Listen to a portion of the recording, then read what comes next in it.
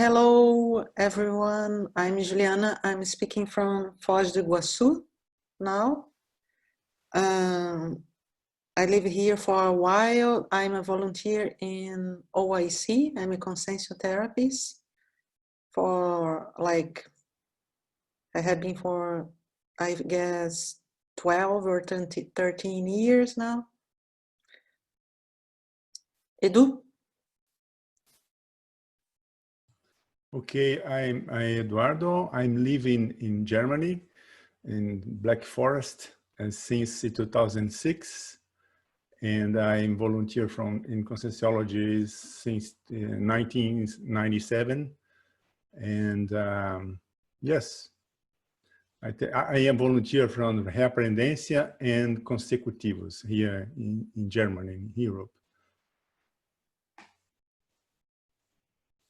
Well, guys, I mean, I have many topics that you can discuss, but before that, I would like to ask if you have some questions or comments, or I would like to know how was your experience, if you were able to read it, and what do you think about this part of the book? We are seeing a lot of important topics like assistanttiality, sanity, like consciential therapy, mostly, THOSENITY, invulgarity.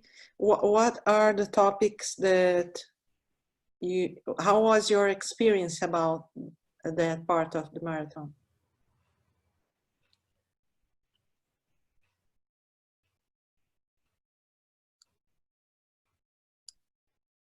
Yeah, so I'll say something, Juliana.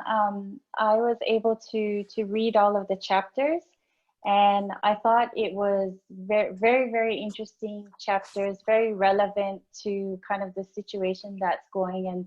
And we find that that's typically what happens when as we're reading 700 Conscientiology Experiments, and that we can really apply the theory to our day-to-day here and now. And I thought that was really interesting. So one of the topics that I was quite interested in, or that I guess caught my attention, was holothosenes.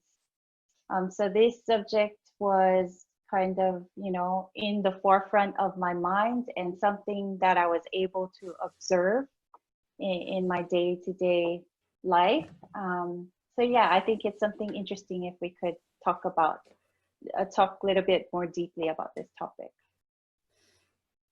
Yes, to me also, this is I read this book when I started to give in class several years ago, 20 years ago maybe, and then after in a marathon I made maybe 10 years ago.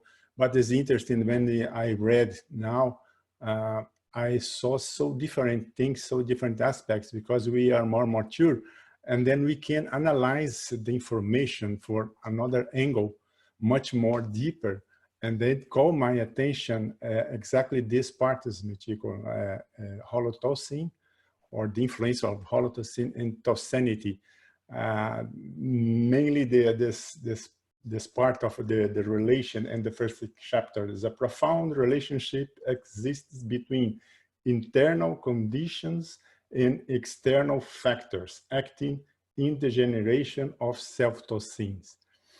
And then call my attention because I noticed that there are so many different aspects or variables or factors that influence our THOSENITY. We were not aware about that. And because we don't know exactly how we thought when we were in the astrophysical dimension before this life, in the astrophysical period, doing the intermissive course, because we are not under this so different holothosenes, variables, stimulus, and so many different aspects that we don't know exactly how we think in reality. This caught my attention. And how can we distinguish or discriminate these different aspects, the holothosene of the interphysical life, our hetero-holothosenes from past lives, the influence of the mesology and the hollow soma, because now we have two additional somas, the soma and ergosoma, and that we didn't have in the physical dimension. So this caught my attention, how free we are exactly when we manifest our THOSENITY. What do you think, Michiko?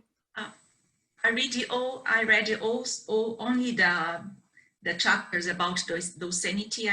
I wasn't able to read all the chapters, but these chapters or them caught also my attention, because although we are studying Conscientiology a long time, most of us, but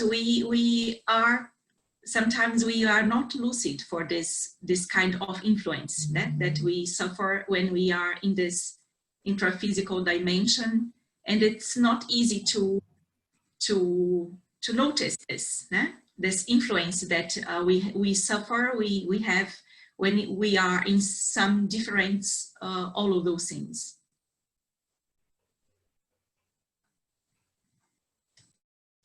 Yeah, and one thing that is important is that there are the holotosins, but also the holosphere. I hope that the term is right, is the energetic sphere that is evolving us, and it's impregnated with holotosin. Is okay? So that's the energy that you carry with you everywhere. And that's impregnated also mostly by your thoughts and your THOSENITY, but also it's influenced by where you are and your environment and everything. But mostly it's about the repetition, the repetition, the repetition.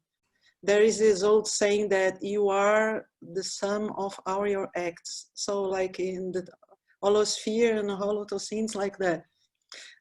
For example, I do something different today, maybe that will reflect in my holosphere and my holotosin. But if it was just once, doesn't make much difference, because the important thing about the holosphere and holotosin, it's the repetition, like the pattern.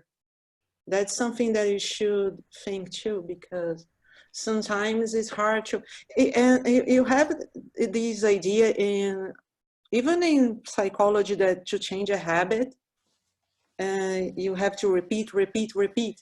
And you see it by the aspect of learning from your brain, and you get acquainted by that. But at some point, if you see it by this idea of the energies and everything, maybe also you need to impregnate that on your own energies, right? It's something interesting. Hey, Juliana. And Regina, you are really bad conscientiotherepists because you didn't read the sanity chapter. Hey, Juliana, can you hear me? Yeah. Yeah, hi. So, holothosin, I've got two things that I've noted while I was reading this. So one was about paraanatomy and the other one was about counterflow, which follow on from one another, so 333. And it just sort of occurred to me, like, I'm going to be really controversial and put this out there, but here we are in this group, in this community, in this organization. And so in groups, in communities, in organizations, we can fall into groupthink, we can stagnate, we can, you know, do that quite easily. And therefore, sometimes it's important to have counterflow, even within groups, even within, you know, constructive groups. I'm just putting that out there. And I think, yeah, I'm going to be that voice consistently, because I think that's something that I repeat in every area of my life. I am the counterflow person usually. Oh, that's good, I guess. I think that means that you're doing something important. It feels important to me. You know, I don't think that everybody agrees with me, but I'll put it out there. No, I think when you change and you do something that it's important, you have difficulties. But one thing that it's also important here, I won't, maybe I won't remember exactly what I had that, but is that, I think it's insanity, yeah, that you should not complain. How you can improve your THOSENITY and also your health. Don't complain and don't like dramatize the situations. That's a technique that they propose, the Waldo proposed in this book also. And the things are hard. Like, I think if everything is going, I don't want to say that you must have problems all the time. It's not like that. But if everything is really, really easy and smoothly in your life, you're probably doing something that is really easy for you.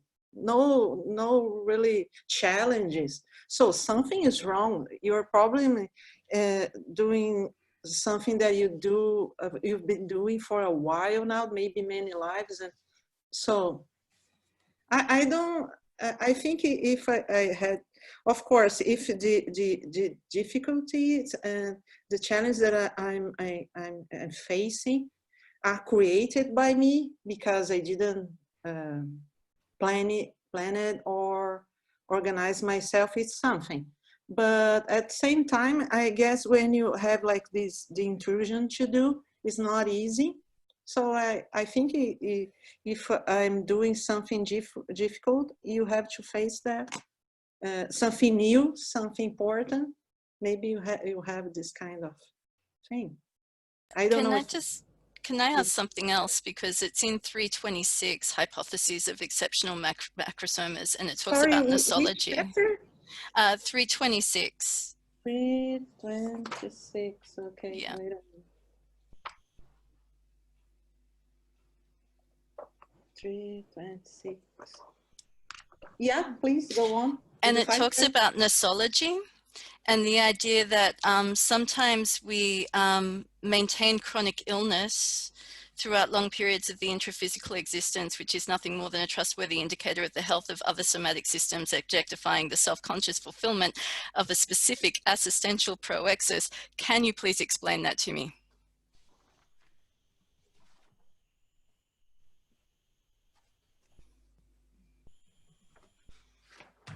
Yeah, that we can see in different aspects. For example, sometimes you have this disease that fixates your idea of care or your need of care of your body.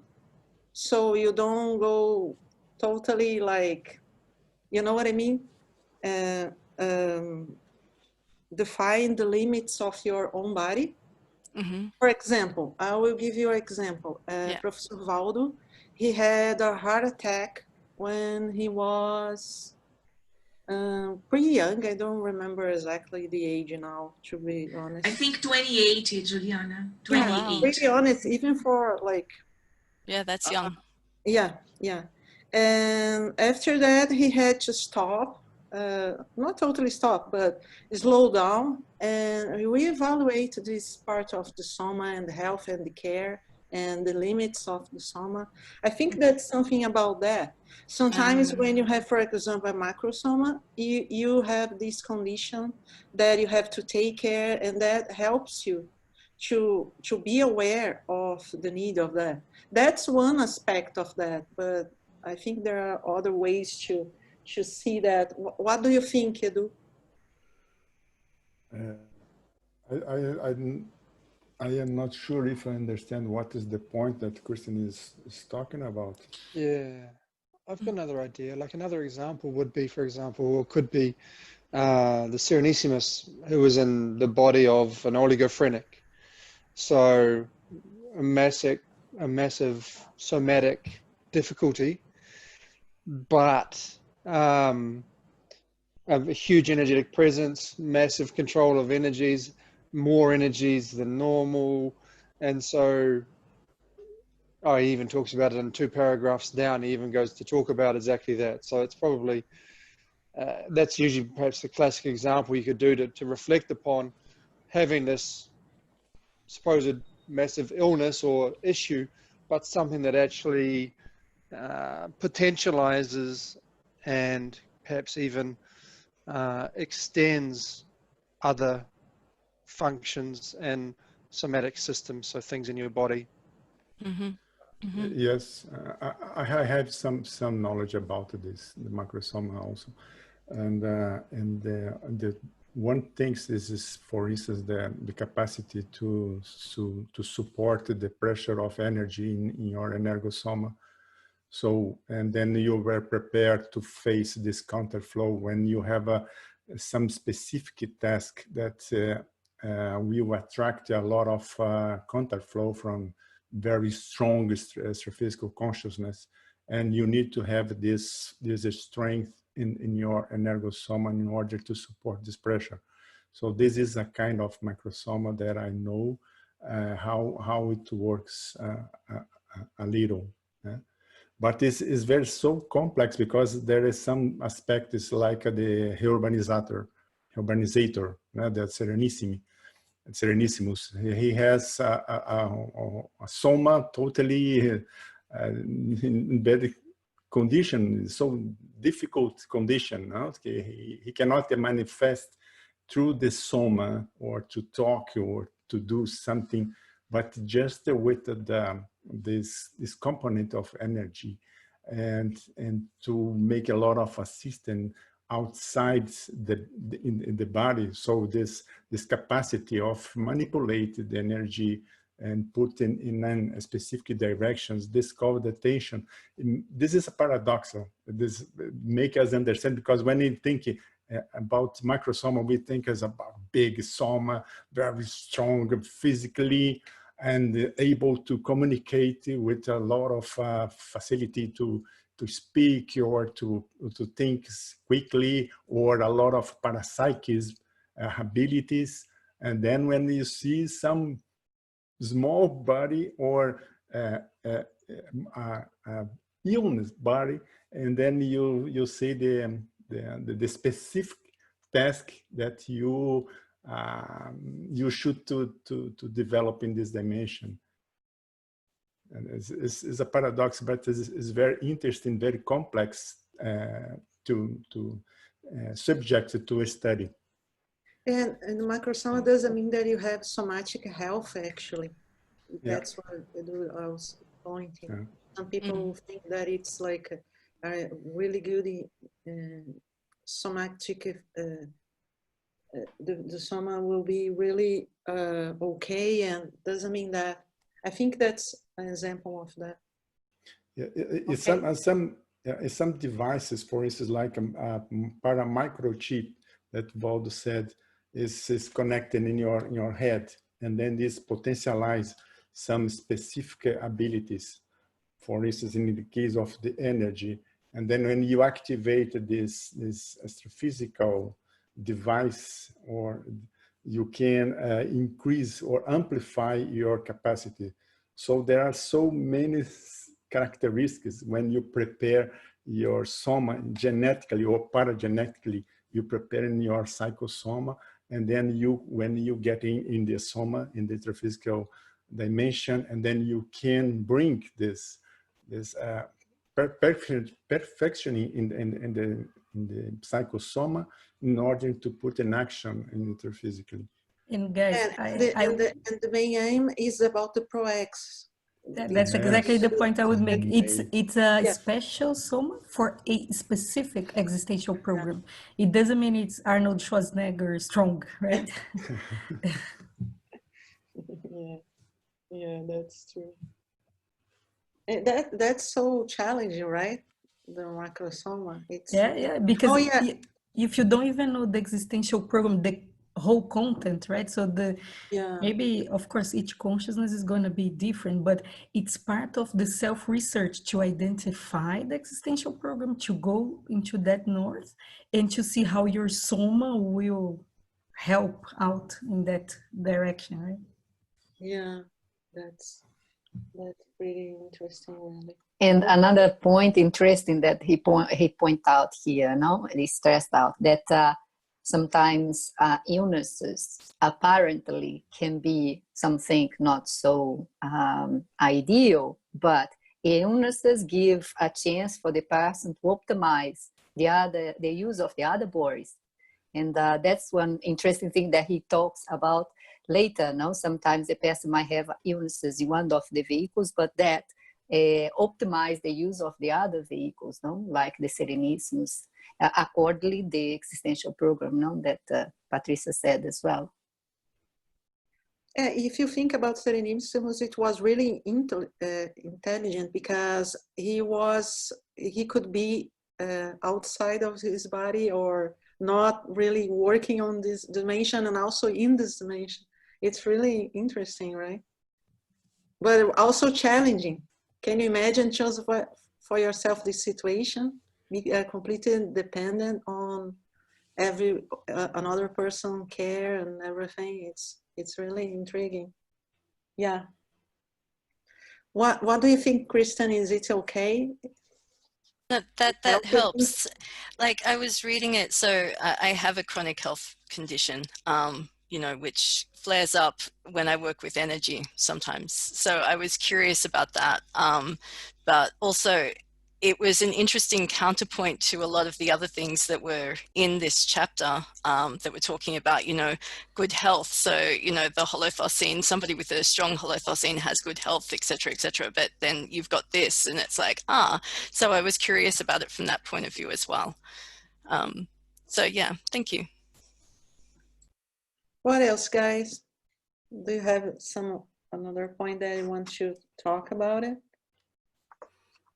I can say something about the chapter or the test 334. This calm meditation for the first time.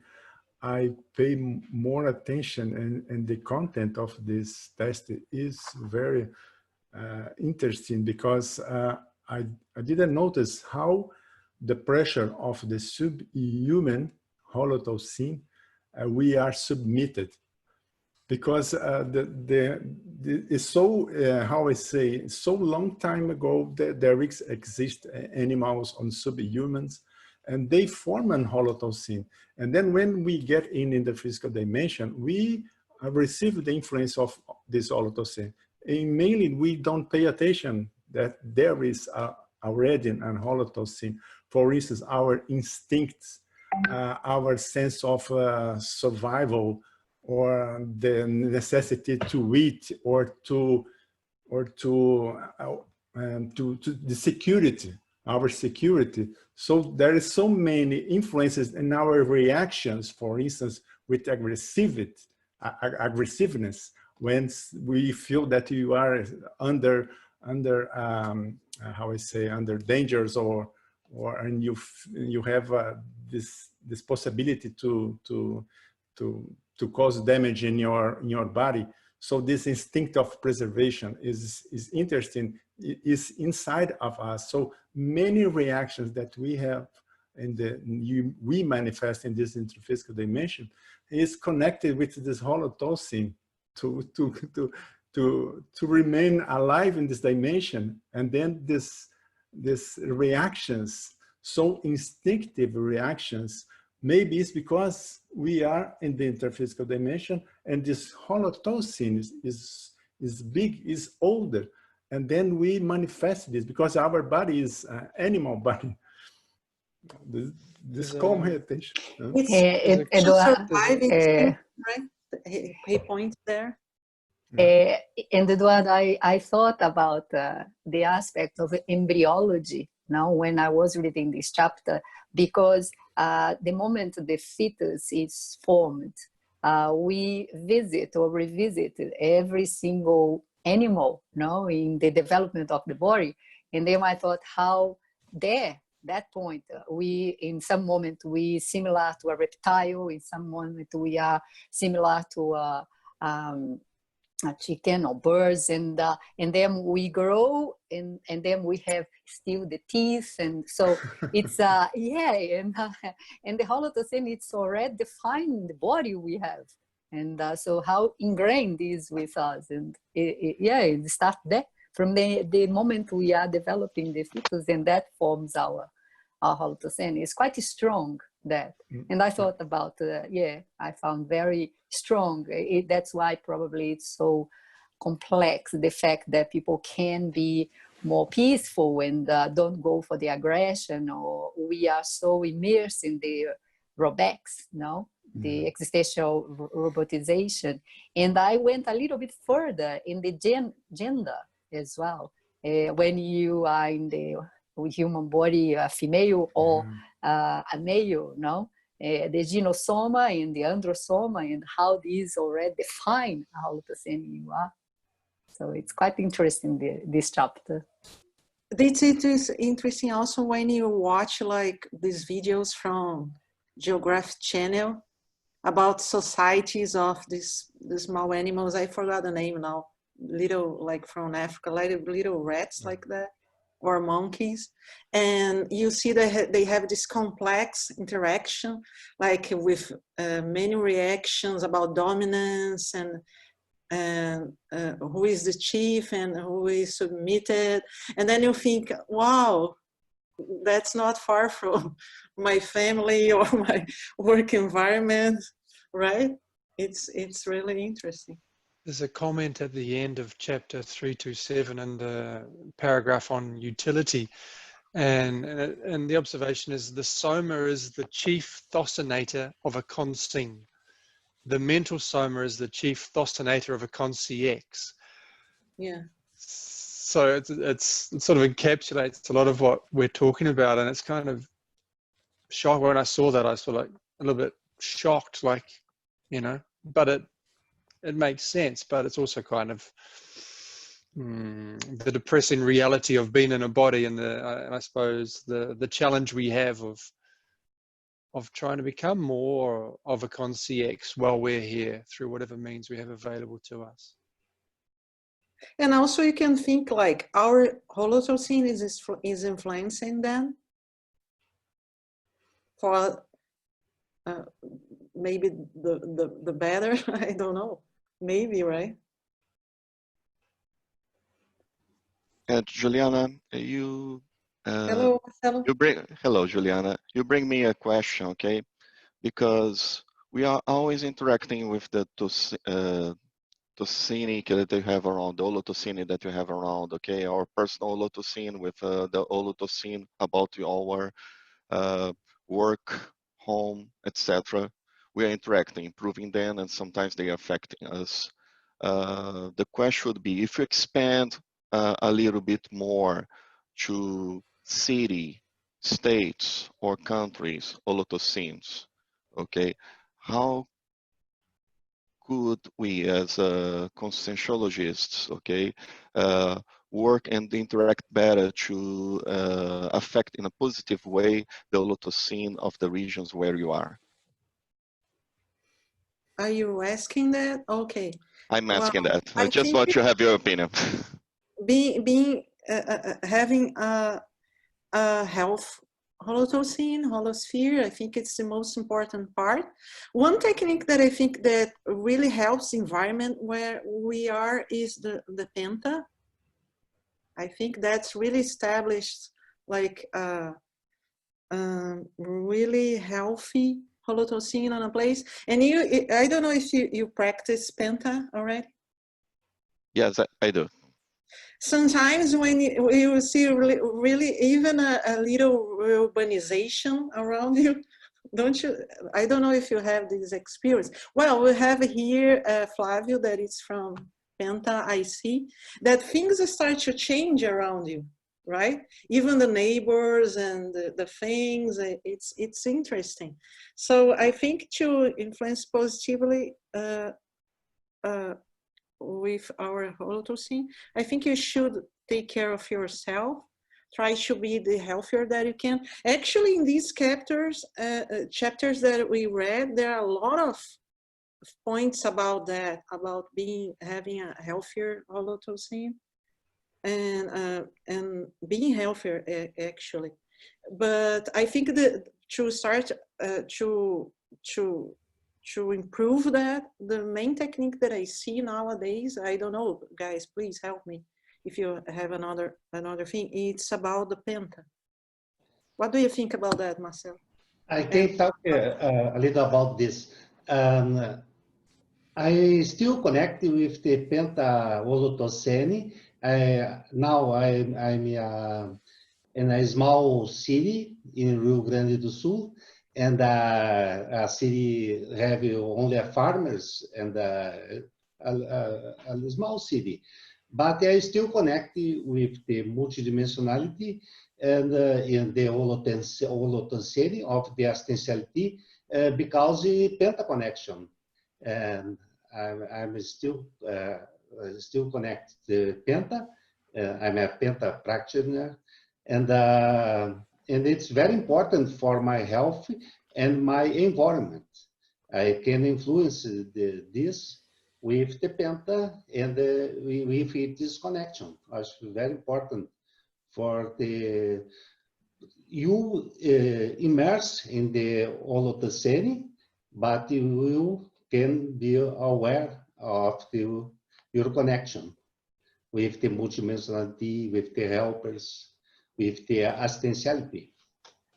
I would add, apart from Penta, I think, which is very important, Marcelo, I think one of other thing in my experience I observed, it's don't think bad about the place where I am, no? The culture, the new culture where I am, the new country I am. So there are so many differences. The impact with the Holotocene, our Holotocene, which comes from a cultural background, and then you come into a new country, a new Holotocene, a whole different multidimensional team, and something shocks, and we start to think bad about the place or about the people, or about how people do things, or their food, or whatever, how they display affection, they are cold, they are that or that. And so I think one of the most important things, in my opinion, is don't think about the place. No, trying to understand that everything that people do, there is a reason behind of that. And maybe I don't know, I need to learn and understand. And that's how I think we contribute. We go to the helpers team, rather than the intruders team of the place where we are. And this can be in a company, Holotocene, can be in a new house you go, a new country, environment that you go, and that goes grow. But don't think bad about that. I think that's the most important thing. Yeah, I mean, Anna, there is Anna, that's a point that I want just to highlight, is that it's different considerate something bad by your judgment, by your discernment, don't agree with something, and think negatively about something. It's mainly on the energy that you put, the intention that is behind. There are two different things.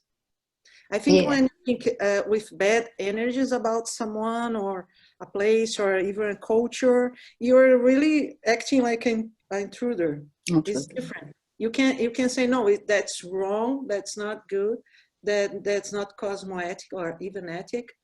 I don't want to be part of that, without thinking, sending bad energies or being an intruder of this group or person. Yes, I do agree with you, and I think the base of that is admiration and discordance. Yeah, perfect. Yeah, exactly. Yes, so you are able to see that something, it's not your beach, or it's something that you don't have affinity with, but yet you are there. And why am I here, and why am I a part of this? So how I can contribute to that. What are you doing here? Exactly. I should ask, maybe you're in the wrong place. Yeah, exactly. You think, oh my gosh, it's wrong dress. No. It's the very correct address. You need to be there. What do you need to learn from it, Yeah. And I like the point you made, because yes, if we can be critical, we can actually put the points, but not through energy against that and put ourselves in a better position, say, I know better than that. And I'm judging you in a sense of critical and you know, 3 stones and say that's not good. I'm It's superior. different. Yeah, I'm superior. Yeah, I'm defining here what's the best way to live. I don't know. I need to see, but it's not something I have affinity with. You know, an example in Australia, people drink a lot, and I've worked in a company. Yeah, they drink a lot, and there is a habit of binge drink. So it drink, they go out and they drink. So I worked for 10 years in a company that people had these habits, and most of my co-workers, my work friends, that they had. So I was there, and I don't drink, you know. So I will look and say that's not part of what it's my holocene, but I was there, and I had to learn to understand. Nowadays, I understood why people do that, where it come from, where the holocene of that place, where it started. And so I think that's the difference, what you mentioned. You know, we need to understand why things happen and then start to be more, comprehend more without just throw and say, that's bad. I don't want nothing to do with that. But if you are not using your discernment, you're using just your like belly brain, you'll be doing the same maybe. That's also the chapter here, yeah. They have and you're trying to fight against it, and you wanted to change the things, you know. You just want to, now you're judging, you are just putting you're judging, you're criticizing and judging without looking and trying to, okay, if I'm here, how can I improve, or that, or, you know. Yeah, well, your example, your personal example is a good way to show, right? The difference, exactly. Yeah. You know, sometimes we don't value that, but many times people will come to me and say, you know what, that you said or you did, I always felt that you're strange. Like from people of Conscientiology here, sometimes it's considered strange. There is a patient that once told me, oh, I'm happy that you'll be my doctor because I know that you're from the Conscientiology group, the people that hug trees. Okay, they have this crazy idea. And then but do you know, sometimes you're something that you do that you don't even participate about something. And you think that people don't see it, don't realize it. And after, sometimes people are like angry with you at the beginning. Oh, you're not social, and then after a while they think, you know what, it's a good idea. Now I understand why you don't do it or don't participate on this kind of things. And Julian, what you bring is quite important, because it's you actually become, at the beginning, yeah, they reject you because, no, we don't have anything in common because you don't drink. So, but with the pass of time, you are consistent who you are. No, I'm not drink. I'm going to go and I'm not going to go and drink. And after a while, they actually start to find other things that can be an intersection or contact, you know. Yeah. And that's, I think, is the good thing, because you have affinity with, and that from there, that example will have a repercussion to them. Yeah. And then when we start the process of, we build a bridge between everybody, you know, we're building a bridge. Whereas when if we judge and we reject, we lost the opportunity to actually have empathy or enter in connection with those consciousness, because we always have something in common with somebody. And do you know what? Sometimes people will remember you when they are already dead in the extra-physical. They remember, oh, do you remember Anna told me something about that? Yeah, that's true.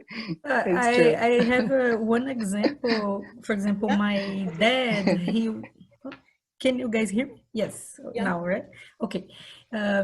So in my family, for example, my father would always talk about out-of-body experience, and he was the crazy uncle to everybody, right? And then the wife of one of my cousins, she had paralysis, right? And then she was really scared. And then he was not the crazy uncle anymore. And she came to ask about it. Oh, I think this has to do with the stuff you talk about, right? What's happening with me? I don't know what's happening. Right? So you are who you are, and that's it, right? And what you guys were saying, you just be consistent. You are who you are. At the same time, it's important to be open, right? Not close ourselves to just also what you guys said, to learn from the other culture, the other person, the group, the environment. And I would say, Marcelo, especially here in the US, people are not so friendly. If you're not in Latin America, like Miami, people are close and taking care of their own business. They don't care. But it's not that they don't care. It's just a very different culture. So don't put too much pressure on yourself onto being nice and being accepted. Just be nice because you're nice. That's you. But life will bring about stuff. But don't expect say immediate friendship or recognition or anything, because it doesn't come. Don't worry. Different culture. I've been here for 5 years. Okay, right? I have like the 3-4 that became my friends, but yeah, it's very it's a slow different, process. right? Yeah. But that also it's just different. It's not bad, because in many occasions you will see that if a neighbor sees you in a different in a difficult situation, they will call the 911 and you will have help in 5 minutes, but they will not be at your door trying to hug you, but they will make help come to you, right? So it's just different. Yep. Thank you. Christina, you open your microphone before you want to speak? I don't remember. Yeah. Hi, everybody. Are you listening to me? Yes. Yes. Oh, no, it was later on, because due to the painted question, and when Ana Paula said about not think bad on people, or in order to have autophosines, and I'm just trying to make a link between the painter practitioner holophosine. That's not the, and I was thinking that's not only the painter practice that's changed the environment, but the change of the intra-conscientiality of the painter practitioner. Okay, because sometimes the painter practitioners, okay, we do painter, but we do not change our holophosine, our personal holophosine. So they're different things. So I was trying to make a liaison between the practice of painter and the change of the personal holophosine of the painter practitioner. That, because I think that that's the difference that the painter makes. Change our self, our own intraconscientiality way of thinking, and that leads to not think bad on people and places, and you know, so this is the result of the painter, in my opinion. Not the practice itself. I don't know if Flavia agrees with me. You know, I see here in the, I was getting the page from 700 while you were talking, and if you see, it comes from THOSENITY to assistanttiality. And then in assistanttiality, you have a chapter that is for penta. And it's all, I think it's all connected, because if your focus is assistanttiality, like, you know, those days that we are there for people, we are all focused in assistanttiality, we usually have a nice and a good THOSENITY about people. You are there for it. And I think that's, those things are connected, because penta, and then Flavio can comment more about that, how penta becomes the whole day, you know, not just 1 hour, but it becomes your 24 hours per day. It's related with this holotosini of assistanttiality, no? Yes, I agree with Christina say in Magali. I think in this time we living now, coronavirus time, and it's very interesting thing that the Penta practitioner have a connection with the helpers and with the Waldo of the AssistantIality to improve your actions. We have a lot of more work and this time, but we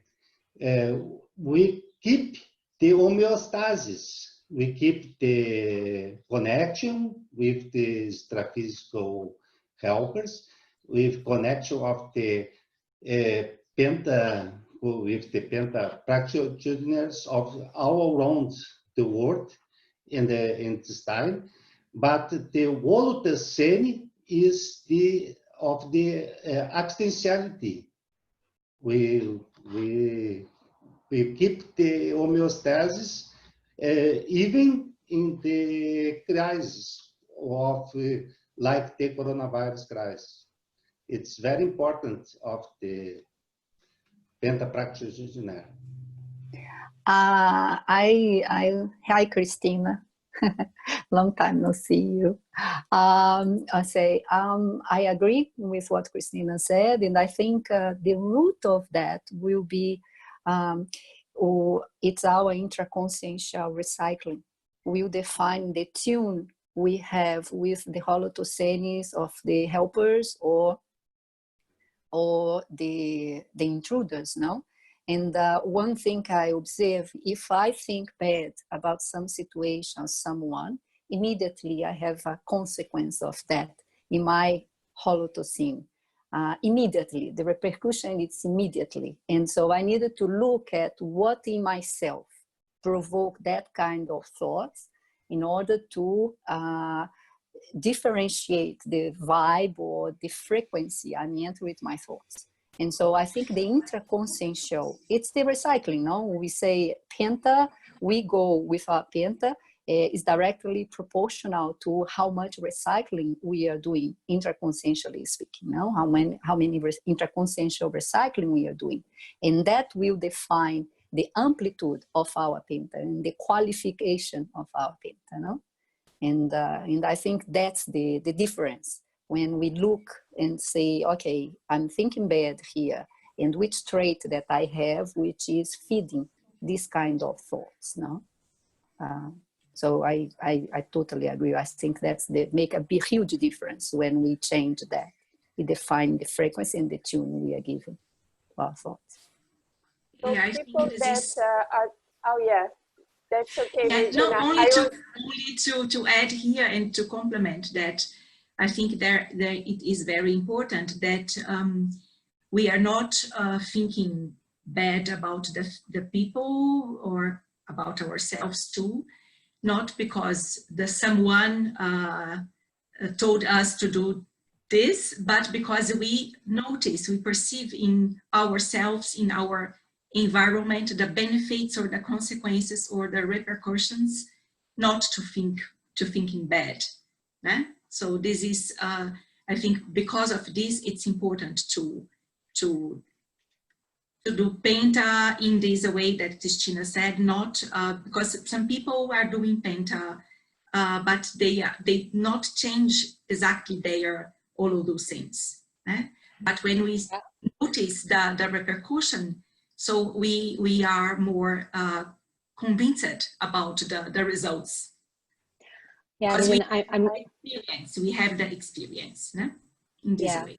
And we can go further. For example, instead of thinking, okay, it's a good way to think. I can feel the repercussion of not not thinking bad about something, but we can also think about the repercussion of, thinking otherwise. How can the difference we can make by always have our orthophoscenity, and by principle, it's a subtle difference, but you have the principle. Okay, I know that I'm going to think the better for everybody, so I can feel that. Because other way out, how can I say that? You act by not doing something that's bad because you're going to like have any kind of fear of having some kind of punishment. I know that's not what you say, but sometimes Some kind of people, heteronomy, maybe. yes, heteronomy, yes, because this has to be with holothosenity, I think. Because sometimes our religion, heterophosene, is that right? I don't know if it's right, this term, okay, could make us think like that. Okay, I'm going to be a good guy or a good girl just because I want to be rewarded, or just because I'm not going to suffer any kind of punishment. Okay, so when you reverse this kind of way of thinking, meaning, okay, I'm going to do what I know it's best to do because it's my own principles, and I have like a cognitive like certainty that is the best to do. So your life will be more guided by principles than by the fear of being punishment or the expectation of being rewarded. That's the difference between autonomy and heteronomy at the end. So, and I think that Penta, making a link with Penta, and I think that Penta helped us to start thinking about that, because there will be no authority or outside authority that are going to punish us or reward us. And we can have by our own experiences the results of the change of our own thosenity. I was clear in what I said? Yeah, Yes? Okay. it's a good point. It's a good point. And I just want to invite other people like Limara, Daria, Elke, Jacqueline, people that haven't talked yet, Renato, to come, you know, with your ideas, participate here. You have your space here, so. I was thinking maybe when I was listening, and Patricia told about this holothusen of different countries, because when we live in another country, we feel this difference. And maybe our challenge is how to face or to handle the conflict of the holothusen, because here in this dimension, all the time, there is a conflict of holothusens. That is make the conflicts. The conflict is the origin of the conflicts. Is a conflict of holothusens. Each one has some reference of what is good, what is bad, what is more or less, and we are in the middle, and we bring our own holothusen of our past, of our paragenetic. And then we try to be, it's difficult to be impartial, how to analyze and to see in another point of view over this conflict of holothusens that we are facing in our intraphysicality, that makes so many conflicts between consciousness from different countries, everyone defending your point of view.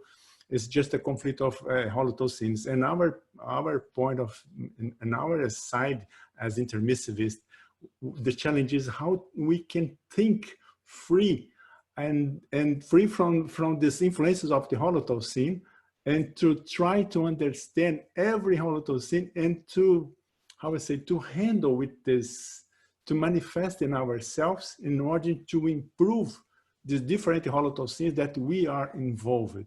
So this is the challenge, and I think this is start with our thosenity, our own thosenity. So I saw that I see the difference between us and the Serenissimi is that they think better than us. We are here to learn how to think better, because we don't know exactly how to think in a good way. And this is our challenge. And then we are facing our limitations to think freely, to manifest our thoughts free from these influences in the environment and so different Holothursins. In astrophysical dimension, during the intermissive course, we have just one Holothursin. The evolution, everyone was free, no influence of our body, of our instinct, of the subhuman Holothursins, and then we were totally free. And now this is the challenge in this dimension. How can we think freely and then to try to improve these Holothursins in order to make, how I say, a peaceful contact or communication between these Holothursins? Eduardo, I do have a principle in relation to that. I had learned due to my experience in different countries, which is in contact with different people from different nationalities, a variety of people, styles, and so on. It is the different for me, it's just different. Doesn't mean it's bad or good. Yes. Doesn't mean that it's better than me or worse than me. Yeah. I don't qualify the difference. It's just different, you know. And I've learned that when I look like that, it's just different. Okay, what am I going to learn from it, or from this person, from this place? And that's when we start the communication.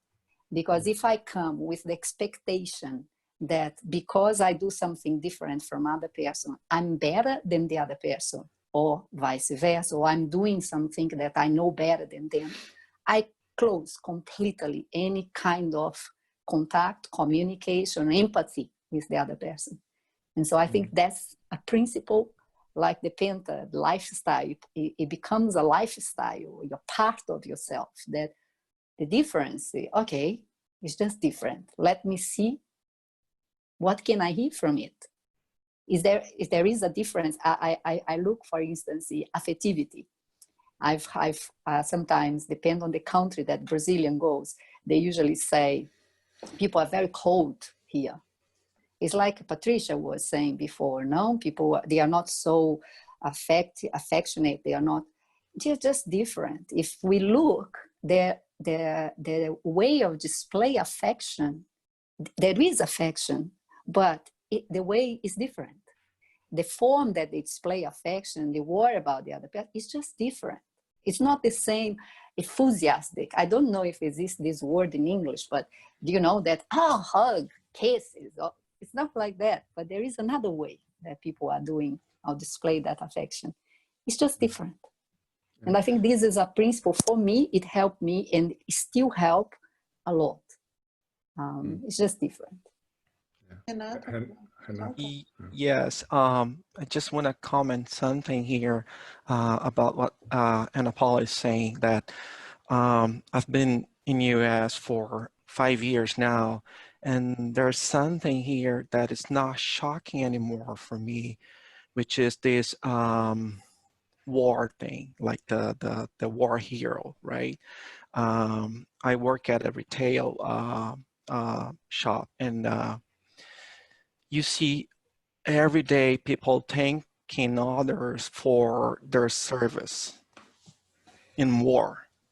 And everybody here has guns, and they have concealed permit to carry those guns. So honestly, I know that's different than the other cultures, but I cannot just think about that as something merely different. Because something that is bad, it's bad, and I think that's the way it is. I don't want to think badly about it, but they look at me sometimes because you see this guy wearing the hat of Vietnam, or this t-shirt that relates to something like a hero of war or a war hero. And I can't just say, hey, thank you for your service, because I just don't agree with that, you know?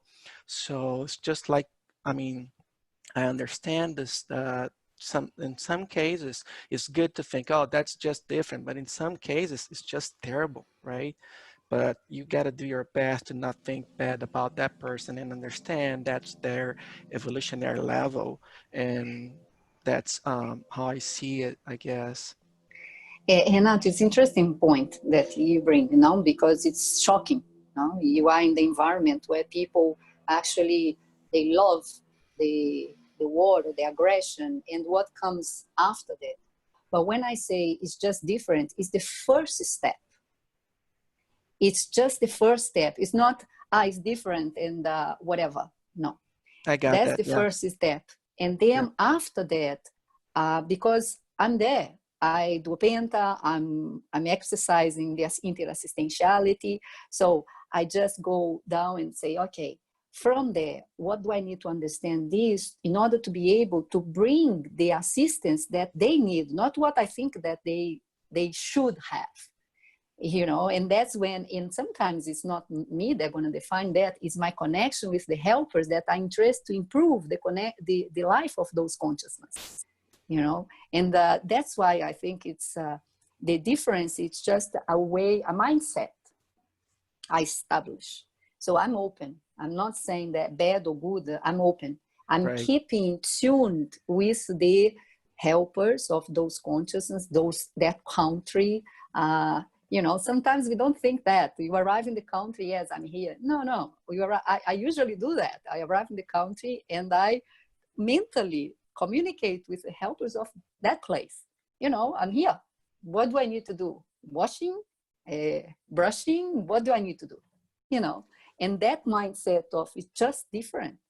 It helped me to open that door, I found, and not judge, because it might be shocking. You look Trump, I hear Trump talking, and Bolsonaro not far from that.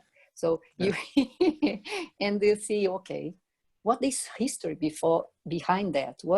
What can I understand from this process, And that's when we need with the discernment. Sometimes the contribution, as you say, the change that needs to be done, Renata, is so big and so profound that it's not going to be only one or two or three people, right? No. But for example, in this situation that you gave, the scenario, if that person that has a very square holothosene in that area, if they only change a little tiny inch, that instead of thinking war is great, and let's say you make a comment, oh, peace is so nice, right? And then they start thinking, okay, it's not only war, but peace is good. Okay, peace, like change 1 inch to the other side, right? Something like that, then maybe your participation is going to be really small and a tiny seed for, I don't know, 3 lives ahead for that person. But the guy first in his whole entire life thought, oh, maybe peace is better than war. It might be another point, but it is a drop in the ocean, and the ocean is made of drops. So it's one drop in the ocean. Evolution is like that, no? Our changes, you're gonna drops. And I think I agree with you. It's looking from a different perspective. They might not even appreciate that at the moment, but the seed is there. But I understand, Renato. I mean, I think you should, I think when you say you don't judge, you mean like judging with the bad feelings and bad energy. Right. Or you are judging all the time, and there are things that, of course, there are things that I think it's wrong. For my principles, my perspectives, and it's wrong, and I won't participate on that. And also, I think you should think that there are many occasions that you should publicly stand for our principles and ideas, and there's the cosmoetic positioning. Is it right, standing? The term? To position yourself, yes. To stand for what exactly. it is. And also you should be aware that you should not commit like the deficient omissions. Right. But then that's an important point. And one thing that I think about it that happened to me before, everything was so by the principle of the cosmoethics so wrong that I thought, okay, maybe I won't be able to change, and I'll start to get in conflict. I already had started to get in conflict with people. So maybe I'm in the wrong place. You know what I mean? That's something you should think about it also. Right. Yeah. So one thing that, sorry, I was just going to say something that Eduardo said earlier about paragenetics. really resonated with me in terms of if you are in a place where everything is kind of disagreeing with you, maybe you're there for your own evolution. You know, maybe there's something that you need to clear up karmically from things that you've done in the past. I know that it was like that for me when I was in Jordan. Everything went wrong. Everything went wrong, but I was meant to be there. So, yeah. Yeah, I just but want to look, comment one sometimes thing. when you think like meant to be there, you must use your discernment, because it could be in a way of like a religious stuff, like, oh, I born here, meant to be there. Of course, the place where you're born has a lot to do with your where you come from, the astrophysical, the immediate your place before. You didn't like born there for nothing. There is a reason. But you should also question yourself. Nowadays, is this the best? I think you have this right to question everything. And absolutely. Yeah, but because Jordan sometimes taught me how to forgive, though. This idea, oh no, I meant to be here. And no, maybe the part that you should be there was just like in the beginning of your life, for example, for energetic or something related with your family. No, Jordan taught me how to forgive. So I was meant to be there for that purpose, you know. When Renato told his story, for me it was very interesting because I will tell same thing. It was the same thing because I'm living in Russia and I'm from Brazil. I'm living in a place, the place that I live is called Victory because of the Victory Day. It's a national holiday because when the Russians defeated the German Nazi group. And then when I live in a city, it was the city with the biggest tank war at that time, in the time of the Nazi attack. And when the place that I live in a building, and in this building, when I look through the window, I can see many tanks because for the Russians, this is a big proud. And it's the proud of the win the war. And they have a lots of war sculptures and war honor places, and with a lots of war elements everywhere. And it's a strong thing here. And for me, this is very difficult because I grew up in Brazil with many kind of different people and without this thought of war. When Renato told, I thought this, when he started to tell his story, I thought it was the subject of the day because for me, this is same. And I study with many Asians, many people from South Asian countries, and they have the castes. And in these castes, they have the honor of the caste of the warriors, Rajput, and they are very strong. They will use swords to tell about their life, to tell about their values. And the sword for them, it's a big symbol because they are Rajput. They have that big proud to be from that high caste. And it doesn't mean behavior or ethics. No, this is the tradition. And for me, this is difficult also. I can understand it's very difficult. I was just going to say that Juliana was mentioning maybe I should we should as think about as the city, the place, the country we live in, if that's the right place to be at.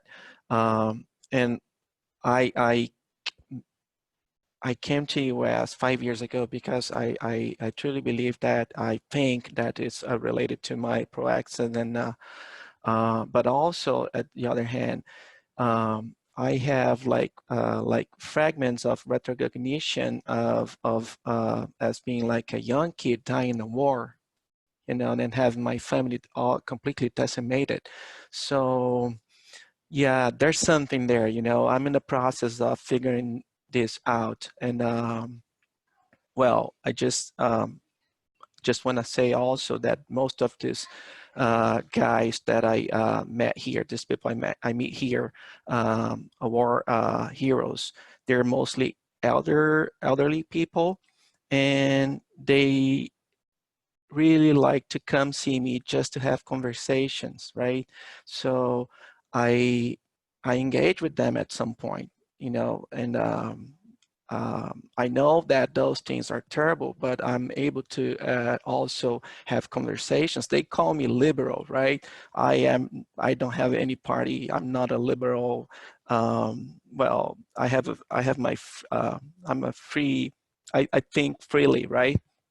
But just want to say that I have pondered a lot about being here, and that was a tough decision because I'm 10 years late with my Proexis, at least, right? I'm 47, and right now I'm catching up because this is related to communication. I feel like I have to.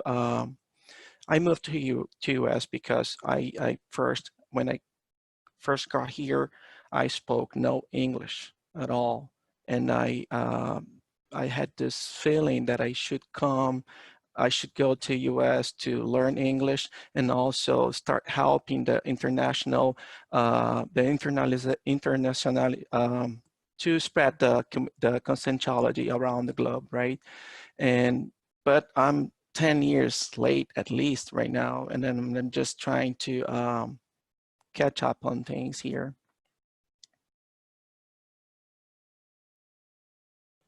There is one thing, Renata, you mentioned. Yes, yeah, first, that it's never too late. And the populations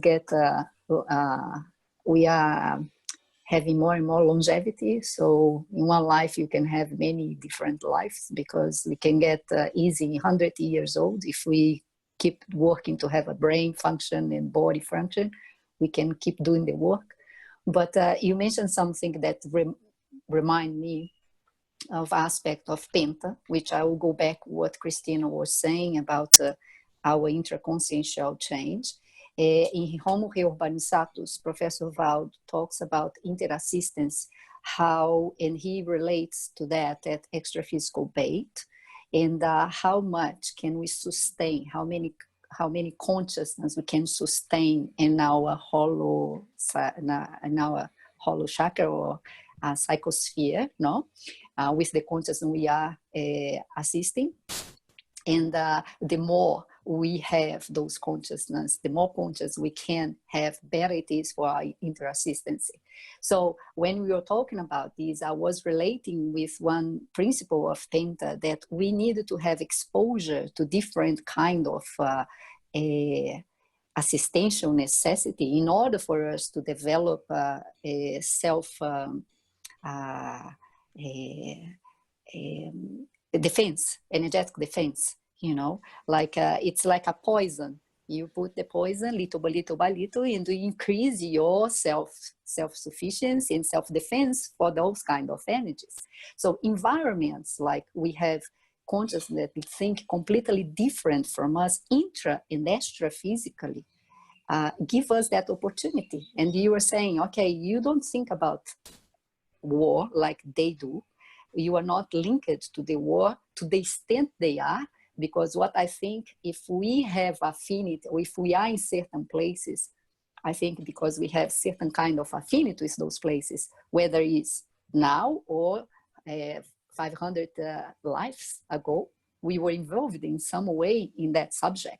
Otherwise, they wouldn't appear in our lives. That's sometimes what I think. So, and then when you start to have those conversations, they can feel the energy from a different thing that they say, you are liberal.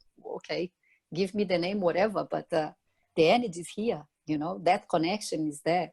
And I think that's the interesting thing you were saying, no? And pardon, forgive my thing, but 10 years late, how do you know that? You know, 10 years in terms of, I think the work internationally or the work with conscientiology will never stop. I think the more and more we need more people will arrive, they will get what they need to do from wherever they need to take. And it's never, I don't think it's late.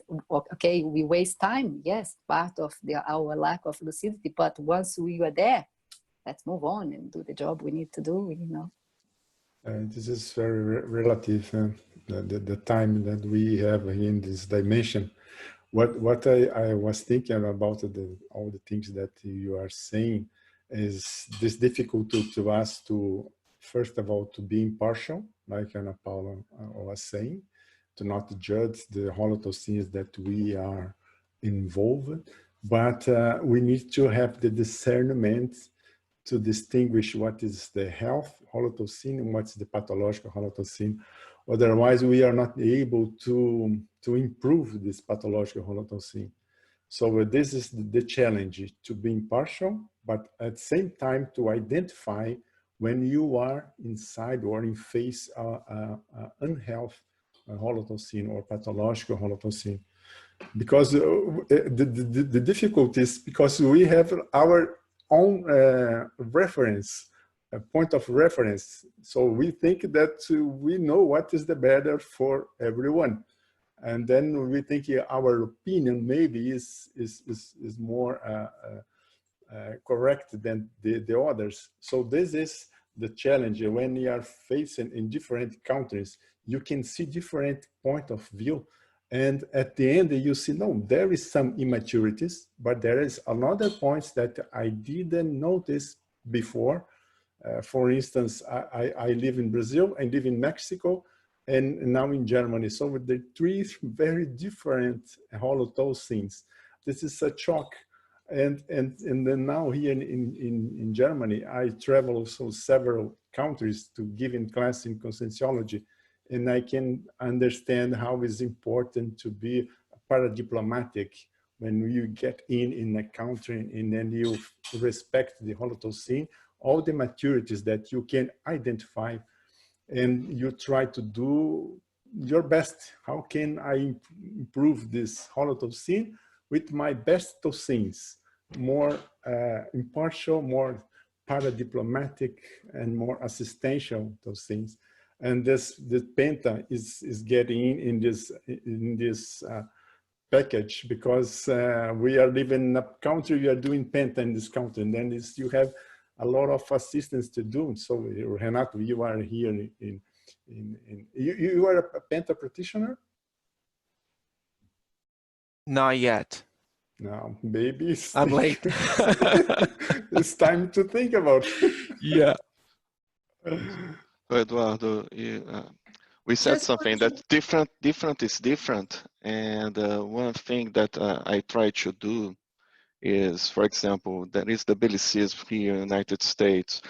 For everything that I believe, or that on my perception, in my evolutionary level, I think that's not positive, I try to find the opposite one that is a strong trait of the country, of the culture of the country. So that's not only respect that different is different, but also I try, every time that I find a weak trait, I try to find a strong trait. And one thing that I believe that's very interesting, for example, when I come here to the United States, yes, there is this war holotoscene all over the place. But one thing that's also nice is that they have a holotoscene also about volunteering. Okay, you have then everybody engaged in some sort of volunteering, of social responsibility all over the country. So it's always a balance. If you want to have this paradiplomacy, we need to find both, okay? Getting something that's positive for every negative aspect. I just want to know that we said that a lot about thinking about this difference, but we should, in my point of view, we should mostly take care about what you feel about them. And that goes through a growing from tolerance until you reach like the maybe mega fraternity, and goes through fraternity, and that feels that we are always equals and everything. So I just want to call attention on that point, what we feel, not just about the thinking, okay? Eduardo, I want to complement what you said about moving different countries, and you're going to see different things, different perspectives. But people, we were talking about war. This is something very up there. It's no way. War, no way. I'm against that. That's my position. I can help, but intimately, I don't accept that. But the thing is, when you go to other traits, other things that are ingrained in the culture, and sometimes, I'm going to give an example. I worked as a harassment officer for a while in the company I worked, one of the works I did, and I had to identify harassment, discrimination. So I had to study that and go deep and understand to see this act, it's a harassment. And I realized that I lived in a country, I lived situation in the workplace when I lived in Brazil, that was harassment, that was discrimination.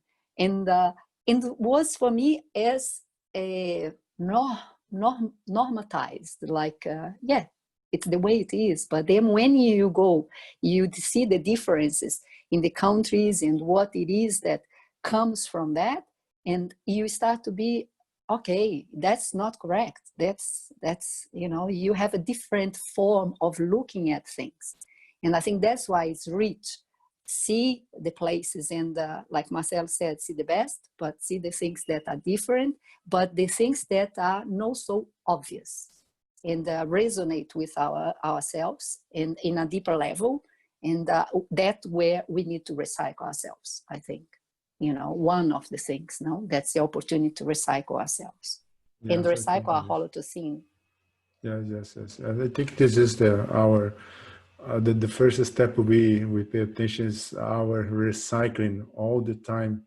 This is the make a difference for us. For instance, living in different countries, you can train your capacity, your flexibility, THOSENITY flexibility to understand more. So this gives us some responsibility. Like you guys are living in other countries that is not the countries you have born, you were born, but this is make us more responsible to act in a different country, to identify all the strong traits and weak traits and distinguish and this is the ability. Now, how can we help in this place? Because I'm here for some reason, and then I'm here. So what can I do the best from this country or these people that are involved, like the company and you work in, and then you can understand. So this is interesting because when you pass from some difficult situations, some problems, it sometimes affect you, your principles, your holotosing, your own holotosing, and you are able to face your limitations and make you see in another point of view and obey you to recycle yourself in order to not be affected with this situation, because all the time we are seeing wrong things, pathological things, but we should not be contaminated from this. And this the make us to, when we feel uncomfortable, is an invite to us to recycle ourselves in order to be not more accommodated or to be disturbed with this kind of problems that is not, we will face this all the time in different problems and holotosins and unhealthy holotosins all the time. So this is a big challenge for us as intermissivists, how to keep this equilibrium, keep in our recycling, keep actually maintain our recycling all the time. Yeah, and there is an aspect related to the holotosine, if we change our holotosine due to the intraconsciential recycling, we're going to change the experience we have. Because it's by affinity, we're going to change those experiences, And so each place where we are impact in our holotosine, because impact in our intraconsciential style or condition, or we need to face that. And though we change the experience and the people we're gonna cross with, or and so on. It's constant. Yes, one thing we should pay attention is the law of cause and effect. And normally we forgot these things. So with our THOSENITY, we attract all these situations, all the things that happen with us, and then there is a reason for the situation, difficult situation that we are passing. And this we should have in mind, that the law of cause effect is acting all the time with us in our favor, but always give us the information about ourselves. At the least, at the end, our task in this dimension is to think better, or to improve our THOSENITY all the time. This is our challenge. And all this experience that we are talking about during this 1 hour, almost 1 hour and a half, is this. Eduardo, I have a question. Yes, okay. About the paradiplomacy. Can you explain what it means? Maybe give an example. Is paradiplomacy only your thoughts, or your yes, your thoughts? Something, because it's a topic I'm very interested in, but I cannot really catch it. So yes, because the paradiplomacy means the diplomacy with the physical consciousness and the place there you are getting in. And sometimes we receive some orientations and from when we are giving class in another place, when you cross the border, for instance, to be in France or other countries like Holland, and it's some place that you can notice some difficulties from them, and the orientation is not think bad any at all from this country. So this is like you are invited, you are a guest, and then you, with a lot of respect, you are there to serve, not to make a critic to this, the immaturity, because immaturity is very easy to understand. This gives us some protection, astrophysical protection, against the counterflow or accident, parapsychic accident. Because if we think bad, some minimal critical, you lost your this protection, astrophysical protection. For instance, I was traveling to France, and then during the, how I say, péage, when you are you need to pay in the highway, and then the guys give me the change less than I gave him, and then the first reaction should be to think bad about the guy. He was not honest with me. He took my money, but I was already prepared to these things, and then I just put and think well from the people. Maybe he's needing from this money, because we cannot stop your car in the highway and to get back and ask to your change because he gave. This is just one kind of the situations when you are in giving class in another country, this respect. And I was in India, for instance, and then I feel all the pathology around, and the orientation is not think bad any critic against the country, because the maturities is very easy to identify. That's interesting, Eduardo. And also, if we transport that for ourselves, how much do we think bad about ourselves? How should be our diplomacy to improve, recycle, but in this time, you know, be careful and caring about ourselves, you know, with ourselves, and have the strength to recycle and make the change that we have to do. Yeah, yes, because we need to identify our own conflicts, our internal conflicts. This is the challenge. And then we're facing when the tendency is we project our conflicts to the others. Does make us to be upset when we see something very wrong, and then we say indignado, like. And not only that, our absolute truth, no, the things that we hold, that things should be in certain way, our absolute truth, né? Our mindset that things should be in certain way. I know what should be, and so when the expectations are quite high, you set the bars very high. So when you arrive in the place, no, it's not good. No, it's dirty. It's that and that and that's small thing that it's. And it's interesting how this posture makes the trip or the experience in a new country a whole different experience, because you are open to whatever the country has to show you. No? And in India, it's an interesting place to go to actually challenge us in those absolute truth or how things should be and so on. No? Because so such a different culture. Yeah, we are in our end, our time. So I want to see if Eduardo and Juliana wants to, say anything else just to close.